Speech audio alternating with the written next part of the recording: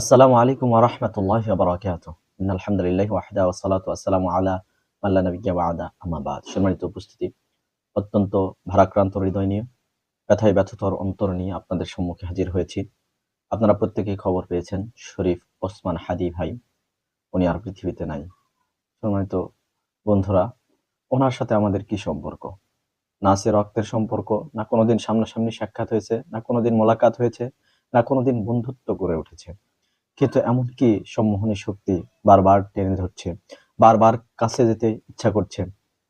এই ১ সপ্তাহ যাবৎ আমরা যখনই আমাদের সামনে কেউ আশার বাণী শুনিয়েছে হাদী ভাইয়ের ব্যাপারে যে তিনি বেঁচে ফেরত আসতে পারেন, তাদের কে ভালো লেগেছে, তাদের কথা শুনতে মন চেয়েছে। পক্ষান্তরে যারাই একটু বলতে চেয়েছে হয়তোবা তিনি আর ফেরত আসবেন না, তাদের কথা আমরা স্কিপ করেছি, তাদের কথা আমরা শুনিনি।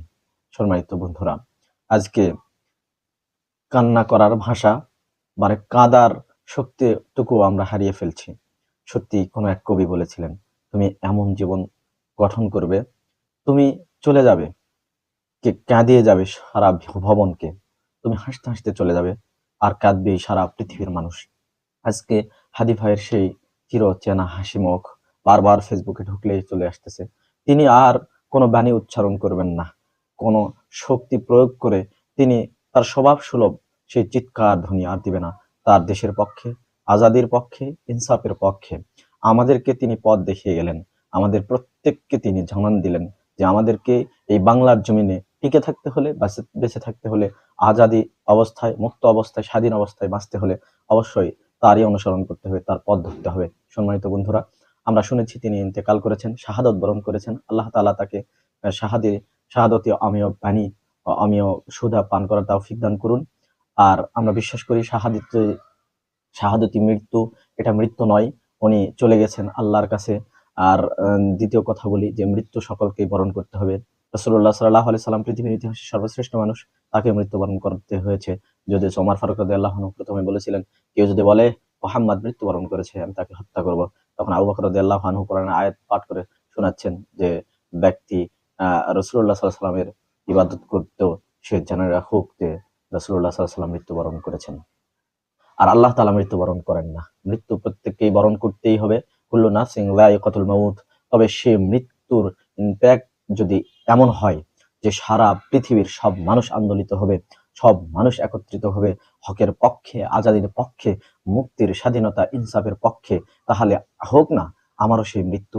আমি কেমন যেন দেখি, প্রায় দেখি যে মানুষটাকে আল্লাহ তাআলা কবুল করছেন, মঞ্জুর করে নিচ্ছেন, খুব তাড়াতাড়ি তাকে তার কাছে, তার নিকটবর্তী করছেন।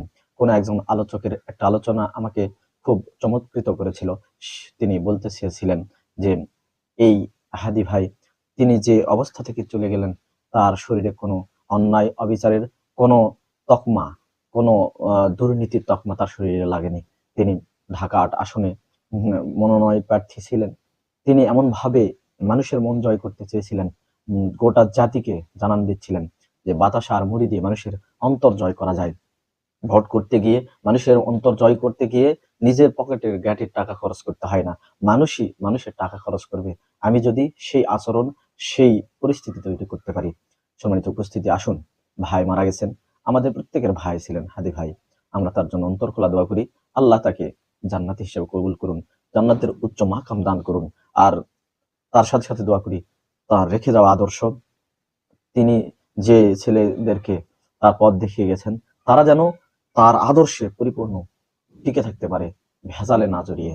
আল্লাহ তাআলা আমাদের প্রত্যেককে এই আজাদীর লড়াইয়ে, এই বাংলার ভূমিকে, এই বাংলার জমিনকে রক্ষা করার জন্য, নিষ্কলুষ করার জন্য সর্বদাই বীর দর্পে এগিয়ে যাওয়ার তৌফিক দান করুন। আমিন ওয়া আখিরু দাওয়ানা আনিল হামদুলিল্লাহি রাব্বিল আলামিন। আসসালামু আলাইকুম ওয়া রাহমাতুল্লাহি ওয়া বারাকাতুহু।